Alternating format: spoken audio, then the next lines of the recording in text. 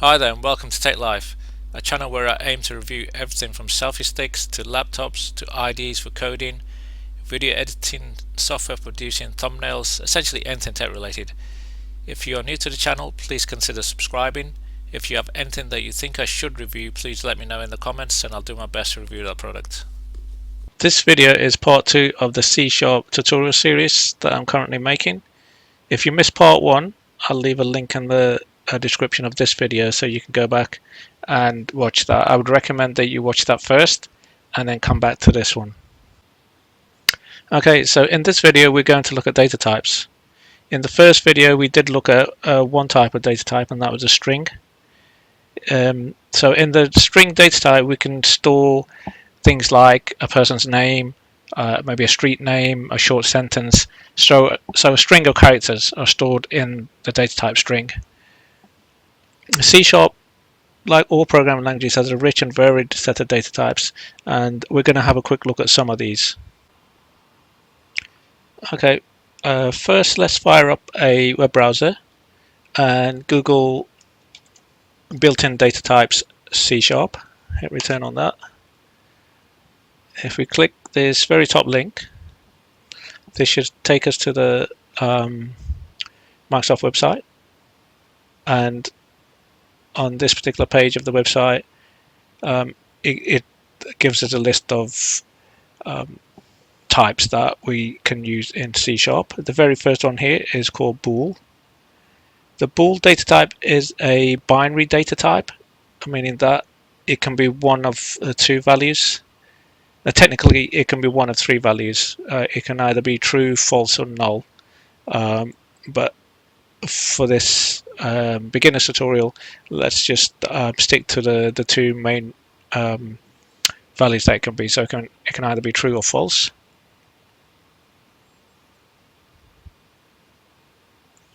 If we click into this will give us a bit more information about this data type. So it says bool data type keyword is an alias of system.boolean, and it tells us what legal values this type of data type can hold. If you scroll down this page slightly, it gives us some sample code. It shows us how to use this data type, and it also mentions the fact that bool can be a null value. Bool, the data type bool can contain a null value. So it gives us that bit of additional information, and then it gives us additional information in terms of conversions, and we'll look at converting from one data type to another in a later tutorial, so we're not going to delve too deeply into that in this particular part. So let's go and have a look at some other data types. Click back on there. One of the most widely used types is the integer data type, so let's have a quick look at that one. The integer data type is used for whole numbers, and it can represent numbers both in the positive and negative.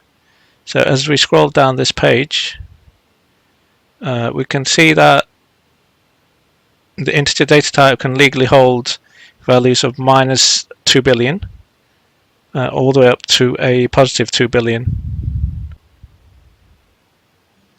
This page also shows us the different kinds of integers. So we have an S-byte, which can hold, again, whole numbers, but in this case it can only hold between -128 to 127. The byte itself can hold slightly larger numbers, but only in the positive range, so it starts at 0 and goes all the way up to 255. And then as we come down this page we can see that things like short can hold values from -32,000 up to a +32,000. The ushort, unsigned short type of variable can hold only positive numbers, so it starts at 0 but it does go all the way up to 65,000. and we've already looked at the int. The uint is very similar to int, but it can only hold positive numbers. So more often than not, anything prefixed with the u, it means it's unsigned, and that means it's going to be a positive number in starting from 0 going upwards. If it isn't prefixed with the u, then more often than not, it's going to allow you to have minus values in there as well. So here again, long, it's that's a large number. I think that's trillion. So it's minus 9.2 trillion all the way up to the positive, and the u long starts at 0, but it's nearly double the positive value. So the reason I wanted to show you this page was, first of all, it helps you to become familiar with the different data types within C#. Secondly, it allows you not to have to remember these ranges. If you think that you can get away with using an SByte and you're not quite sure what the exact range is, you can quickly come to this page, and I would recommend bookmarking this page, because pages like this are extremely useful for when you want to use variables and you're not quite sure of the exact ranges. So that's the int data type. Int data type, as mentioned, allows us to store whole numbers. Let's have a quick look at another data type. So we're going to have a look at the decimal. And as the name suggests, the decimal allows us to store numbers which are non-whole numbers. They allow this type of data type allows us to have numbers with a whole number and then the decimal value after that. Clicking into this page, we can see that it's listed float, double, and decimal. And the reason it's done that is because these three data types are related in that they allow you to store non-whole numbers. And the difference between the three basically is, firstly, the size of bytes that are used when using one of these data types, and also the precision that the different types allow. So something like float will give you a precision of between 6 and 9 digits, whereas the decimal allows you a precision of between 28 and 29 digits. Okay, so that's Microsoft page on data types. Again, as mentioned, maybe bookmark the page so you can refer back to these. You can see that obviously there's a few other data types that we've not looked at, but we're going to fire up Visual Studio and start using some of these, and we can show you how to go about declaring and using some of these. So I'm going to create another console app, and we're going to call this,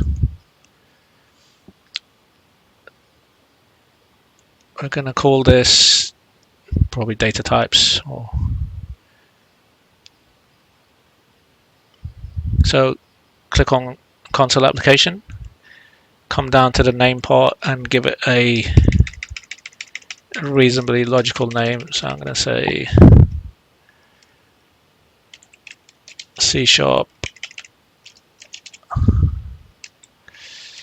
data types.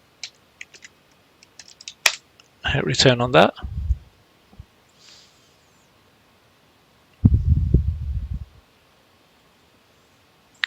Just going to let this fire up. So Visual Studio goes away and creates the skeleton console application for us.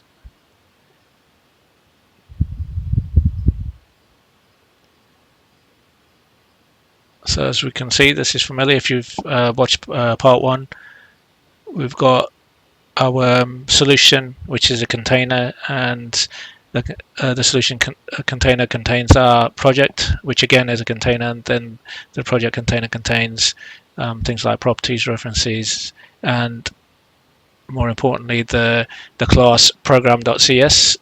And as mentioned in the first tutorial, we tend to just delete this and create one with a more meaningful name. So I'm going to stick to that convention, and so I'm going to delete this. I'm going to click on the project, and I'm going to say right click and add a new item. That new item is going to be a class, so we click the top selection here, and then in the text box at the bottom here we can add the class name, and I'm going to call this data types.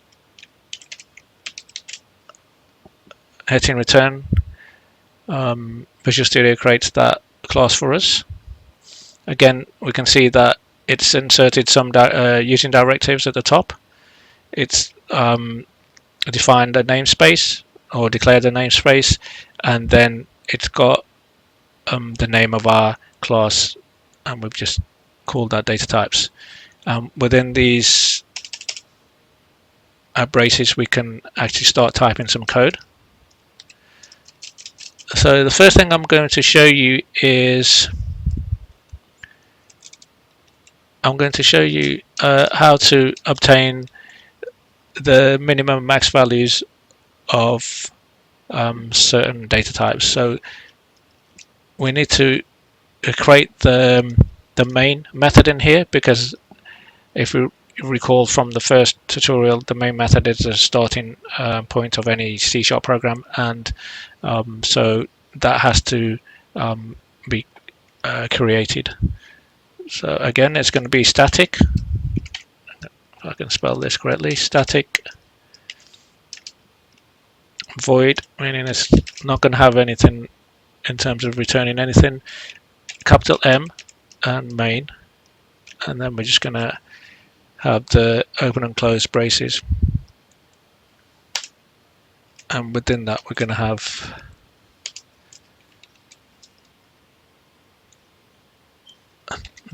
these opening and close brackets as well.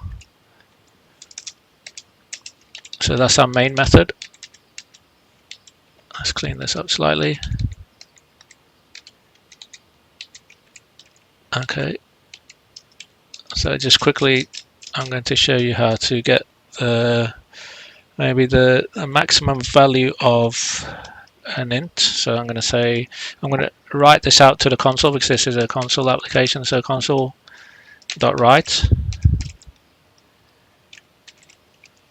opening and closing the braces, and then inverted commas, the min value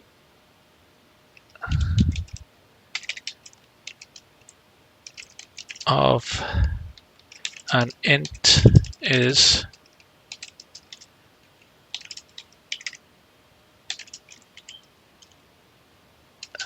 and I'm going to type in int dot, and when I click the dot, Visual Studio allows us to select various different functions. The one I'm going to select is the min value, because we want to know what the minimum value of an int is. And after the closing brace, we're going to put in a semicolon, otherwise it's going to complain. And we also need to concatenate the value returned to the first part of the string, so we need to put in a plus sign just there. Okay, I'm going to add that extra line of code, which ensures that the console remains open until we hit a key. Otherwise, the program gets run far too quickly for us to be able to see the output. So it's console.read key, ensuring that we've got the right case, and then close that off with a semicolon. So no squiggly lines, which is always a good sign. So F5 to build and run the application.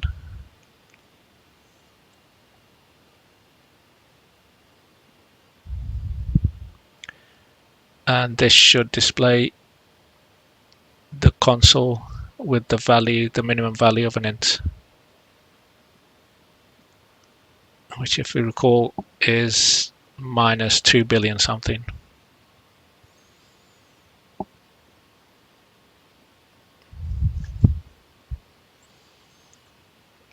Okay, so minus 2,147,483,648. Cool. Let me do a copy and paste. So I'm going to copy this first line of code. Control C to copy. Hit the return key. Control V to paste. I'm going to say the max value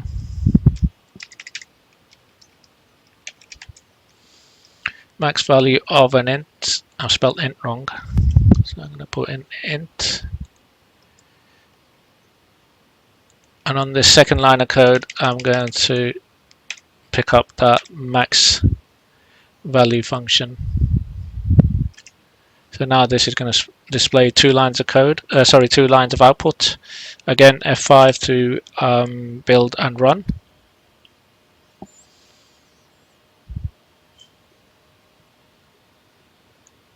And it's displayed the minimum value of an int is minus 2 billion, and the max value is 2.1 billion. And as you can see, it's not easily readable, so let's correct that.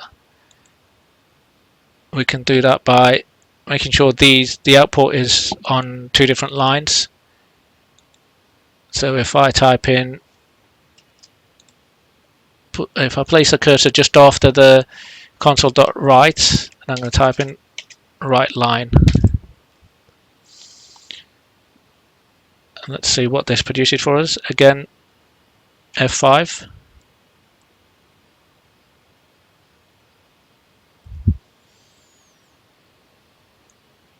Okay, that's far more readable. So the minimum value of an int is minus 2 billion and the max value is positive 2 billion. And that's the difference between these two functions. Console.write will write to a single line. So if you have two write statements together, there won't be a carriage return and a line feed between the two. A carriage return means returning the cursor back to the start, and a line feed obviously drops down one line. If you use the console.write line, then a carriage return and a line feed is inserted, so your output is displayed on separate lines.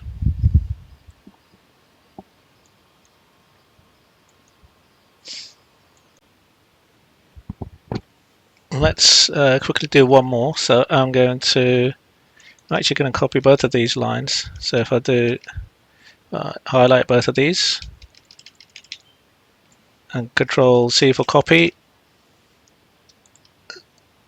come to the end of this line, I'm going to leave some space, Control V to paste, and I'm going to say the minimum value of a float.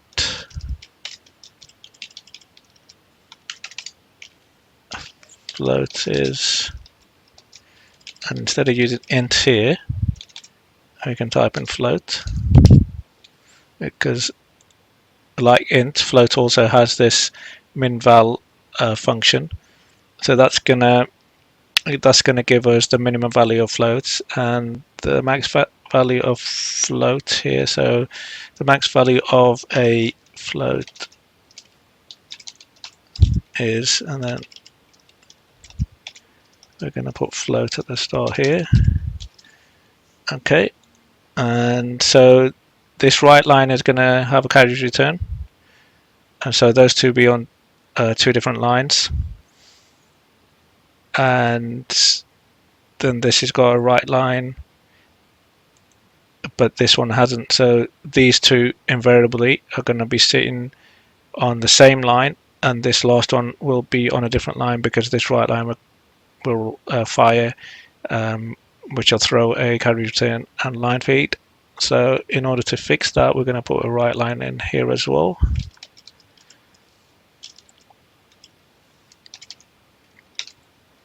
right line. Okay, that should work. And those squigglies, F5 to build and run.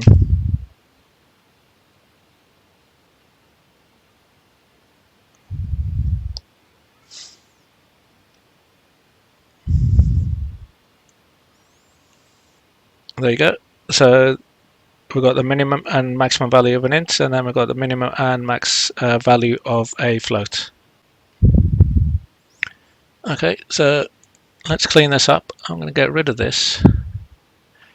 I could either delete all of this, or I could highlight it, and I could come to the top over here, and if we hover over these icons, we can see this one here says comment out the selected lines.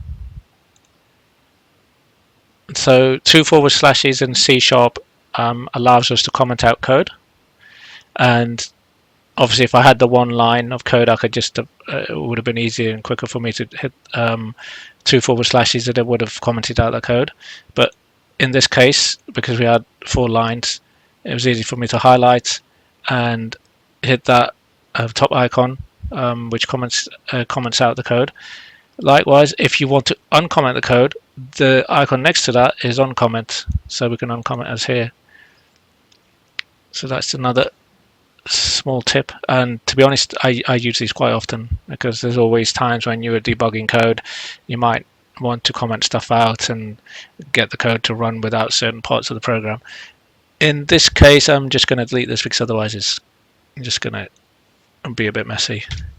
What I want to show you is things like how to actually go about using variables. So declaring variables, assigning values to variables, and then outputting the values of those variables. So 2// for a comment, and I'm going to say and declare variables. So in this section of the code, I'm going to declare variables. In order to declare a variable, we have to, there's essentially two parts. The first part is you have to tell Visual Studio the type of the variable, so an int, a float, a string, a bool. So we type in int to say, okay, the variable that we're going to create is going to be of type int, and then we give that variable a name, and the name you give that variable is entirely up to you, but obviously it has to be meaningful. Things like using X and Y and stuff like this are not recommended, so always give your variables a meaningful name, and also use where possible the camel case type of notation, so capital M for my integer, which is going to be called my first int, by a first int. And in order to finish off this line of code, I'm going to place a semicolon.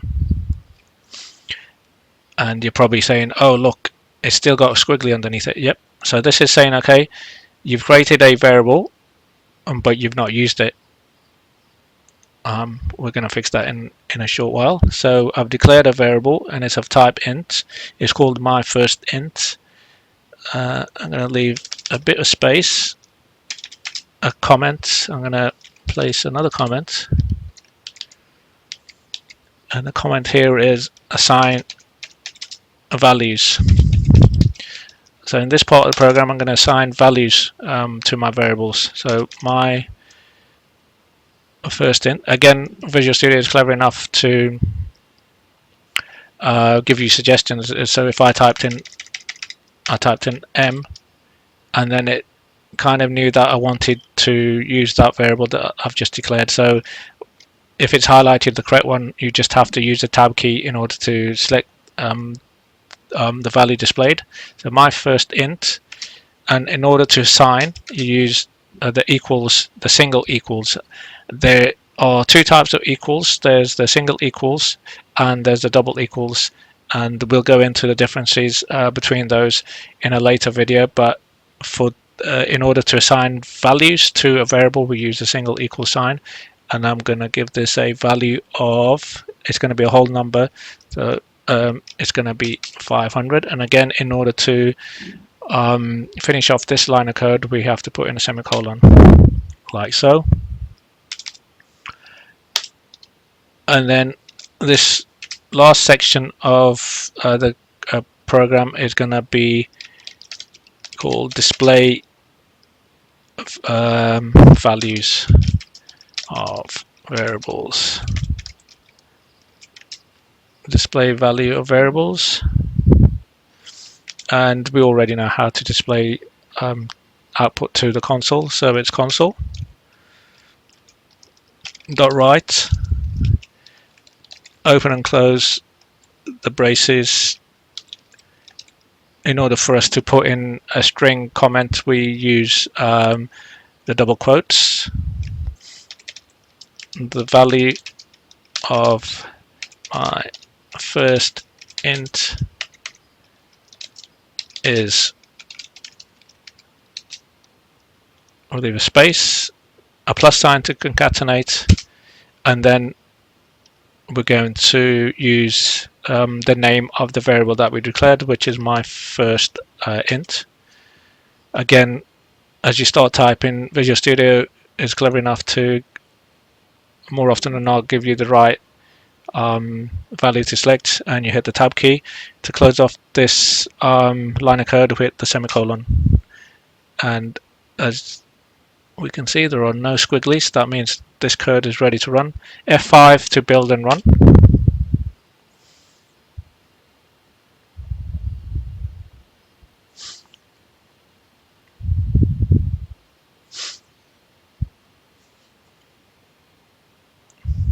Okay, so the value of my first int is 500. Let's have a quick look at what we did here. We created a variable. It was of type int. We assigned a value to that variable, and then we simply output that variable using the console.write, and we created a short string, and we concatenated the integer value to this string. When we concatenate values like ints and floats to a string, invariably the whole of that output becomes a string. So concatenation is clever enough to say, okay, even though the value here is of type int, I'm going to convert it to a string, and I'm going to concatenate that string to this string. And we'll go into casting and converting between the different data types in a later tutorial.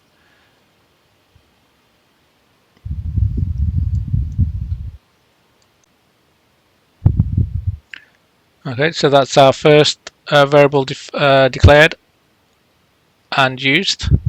Let's continue with this. I'm going to declare a string. We've already used strings before, so string, and this is going to be my second string. It's shown in squiggly again, telling us we've created a variable type string, but we're not using it. So we're going to assign a value to that string.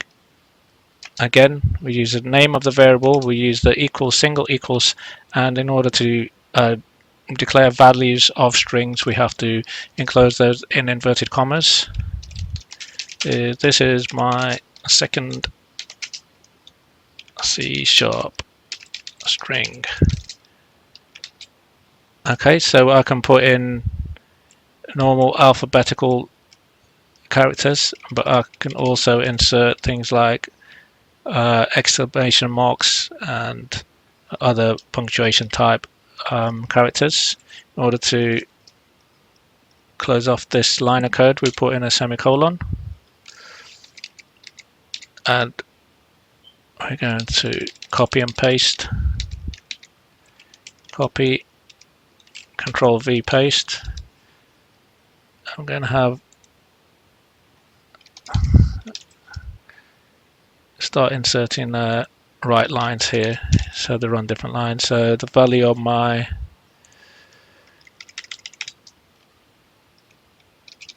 second string is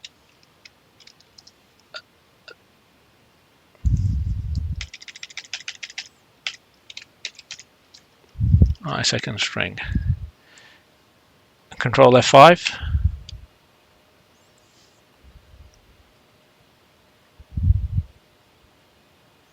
sorry, it was just F5. I don't need to do control because I've got that console.read key in.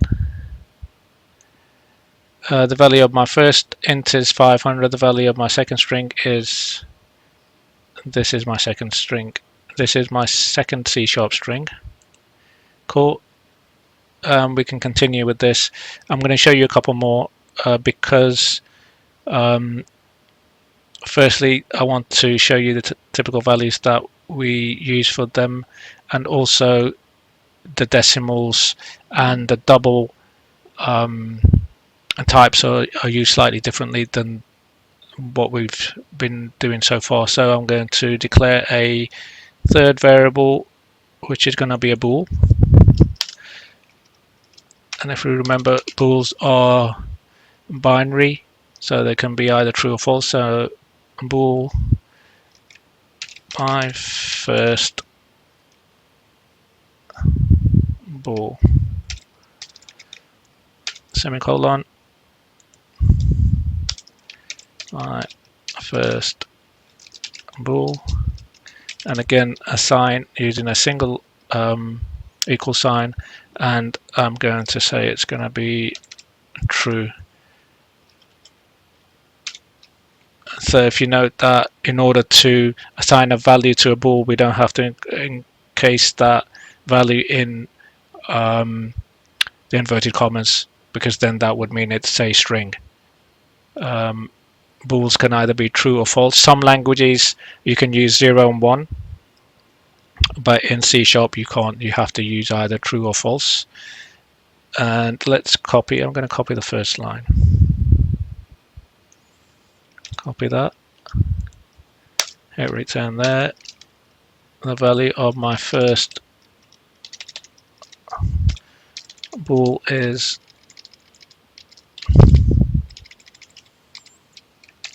my first bool. F5.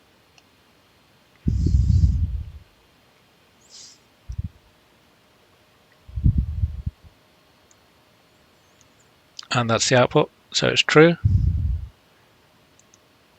Okay, let's have a look at we're going to have a look at double first, and then we'll have a look at decimal. Actually, let's look at decimal and float, because the way we assign the values to those is slightly different. So I'm going to say my first decimal. So decimal, my first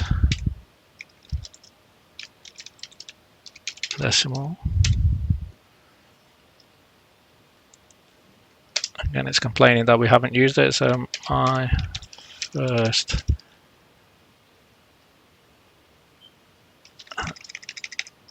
to use my first decimal equals, and then in order to assign a value to decimal, we have to firstly it's going to be a decimal value, so it's not a whole number. So I'm going to have 34 point that, and then an M.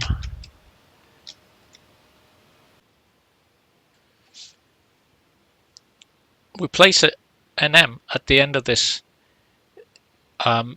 number, because if we don't, then what we're saying is the literal value that we've entered there is of type double. So if I take this M away, C# now thinks that this value is a double, but it's looking at this value which is a double and trying to assign it to a variable of type decimal, and it won't allow us to do that. We can't assign a number that is double to a variable that is type decimal. We could probably cast this if I did something like this. So what I'm saying here is take this value which is a double, convert it to a decimal, and then assign this decimal value now to this decimal, this variable which is of type decimal. We're not going to do that though. We're just going to use the correct syntax, which is an M. And you might be wondering why we place an M, because the type of the variable is decimal, and it would make more logical sense to have a letter D, but apparently the letter D was already taken up by the type double, so the next available letter was M, so that's why an M is used. Some people think or say that M stands for money, but there's no proof that no one's ever come out and said, oh yes, M definitely stands for money. Most people actually just think it was the next logical character that was available, and so M is used. So we've assigned, let's recap on this. So we've assigned a variable of type decimal. Sorry, we've declared a variable of type decimal that's called my first decimal. We've assigned a value to that decimal, and we've ensured that the value that we've assigned is of type decimal, and then we can print this off like we've been doing with the rest of these. So I'm going to copy that line, I'm going to paste that, and I'm going to say the value of my first decimal is my first decimal F5.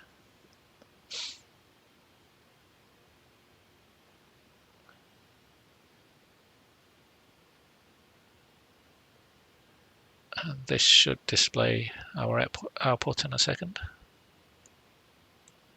Okay, so the value of my first decimal is 34.887788. Okay, cool. And likewise for the float, so if we assign a variable, sorry, declare, I keep saying assign. First thing we do is declare. So this is a float. I'm going to call it my first float, semicolon.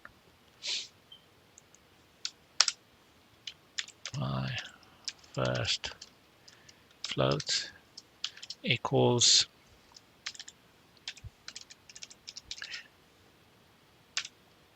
again, I haven't placed a character after this, and so Visual Studio's looking at this and thinking, okay, he's declared a variable of type float, but he's assigning a value of double to this float, so it doesn't like that.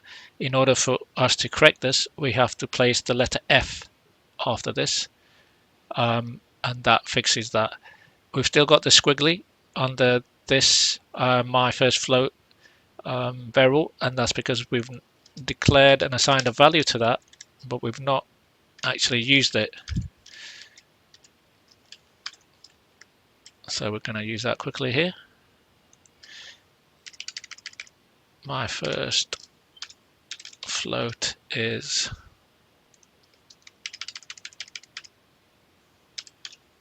float, and doesn't like that. My first float. Okay, so here's a classic case of making sure that you are using the correct case.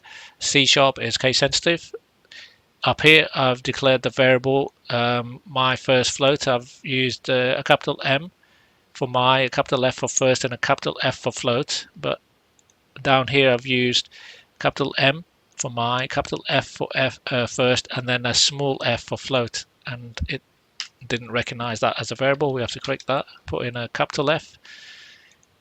No more squigglies. F5 to build and run.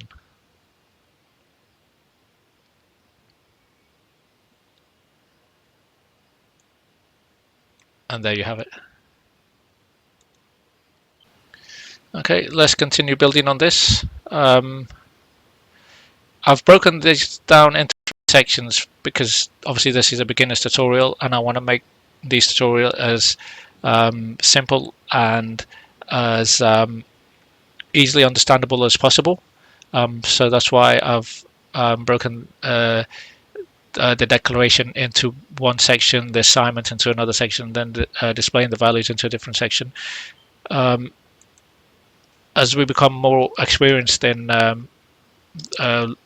programming using the language, we wouldn't actually declare the variable separately and assign the value separately. So we could, in one statement, we could just do int my first int equals 600 or 500, and we could get rid of this line of code.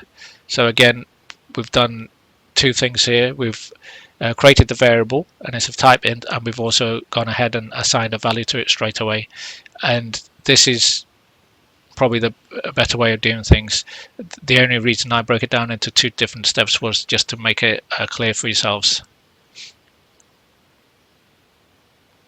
Okay, let's go down, and I'm going to show you different types of operators that we can use on these values. So typically an operator would be a plus sign to add a number, a minus sign to subtract, obviously a star sign to multiply, and then the slash in order to divide. So because these are integers and doubles or floats, we can actually use any one of those operators to manipulate these values. So let's just have a quick look at something like console and right line, open and close the braces, and I could do something like my first int and divide that by my first decimal. Finish that line off with a semicolon and hit F5.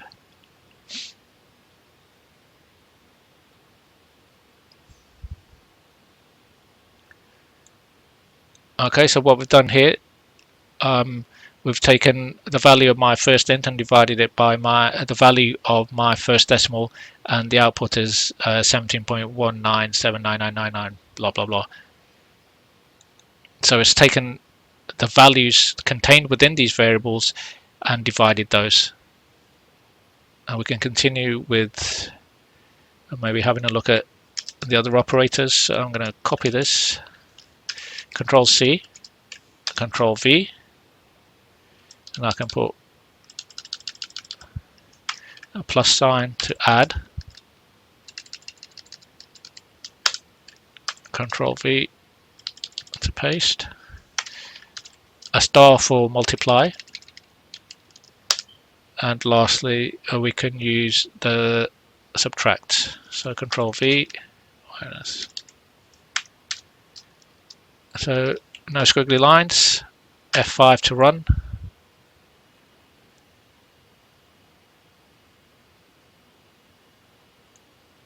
And there's our output.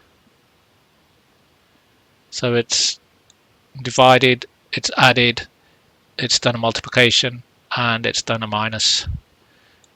So just recapping on what we did here, we created this console app, we declared variables, we assigned values to those variables, and then we output the values of those variables. And then lastly we used these are called operators, the minus, the plus, the slash, and the dash for subtract. They're referred to as operators. So we've shown that we can use our variables and apply mathematical operators to them in order to get outputs. Okay, we also looked at how to comment code out, either manually by placing 2 forward slashes, or by highlighting parts of our code and using the icons along the top here.